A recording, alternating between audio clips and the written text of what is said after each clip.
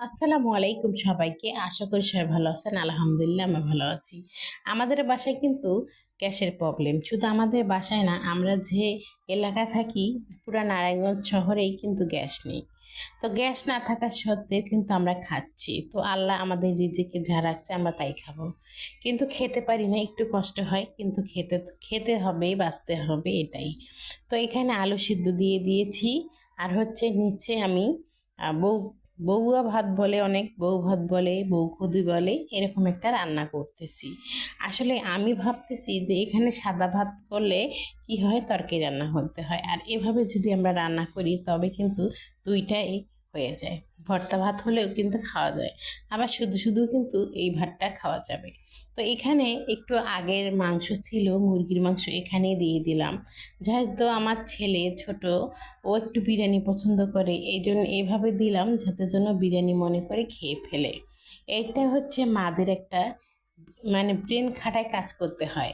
মারা কিন্তু অনেক বুদ্ধিমান হয়। মাদের মাথায় বুদ্ধি না থাকলে কখনো মা হতে পারতো না। কিন্তু তারা মা হতে পারার কারণই হচ্ছে এইটাই, যে তাদের বুদ্ধি আছে, তাদের সন্তানকে তারা কিভাবে খাওয়া দাওয়া করাবে, গায়ে গোসল করাবে, মানে সমস্ত কিছু কিন্তু মারাই করে বেশিরভাগ। এজন্য মাদের মাথায় আমার মনে হয় একটু বেশি বুদ্ধি আছে। তো যাই হোক, কথা বলতে বলে অনেকক্ষণ হয়ে গেল। তো এদিকে কিন্তু আমার রান্নাটা কমপ্লিট হয়ে গেছে।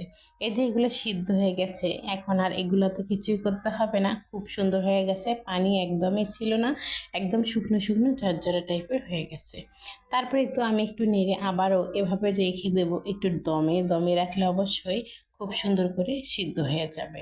তো এই যে আলুটা কিন্তু আমি এখানে সিদ্ধ করে নিয়েছি, আর সঙ্গে দিলাম শুকনো মরিচ। তো কাঁচামরিচ হয়তো দিলে হতো, কিন্তু কাঁচামরিচ ছিল না বলে শুকনো মরিচ দিয়েছিলাম। তো শুকনো মরিচটা আলুর সঙ্গে সিদ্ধ করে নিয়েছি। তো সিদ্ধ হয়ে গেছে, তারপরে এই তো কাঁচা পেঁয়াজ দিয়ে এখন আলু ভর্তাটা করে নিলাম। নেওয়ার পরে এই তো আজকের হচ্ছে খাবার এগুলোই ছিল। তো আলহামদুলিল্লাহ খুব ভালো।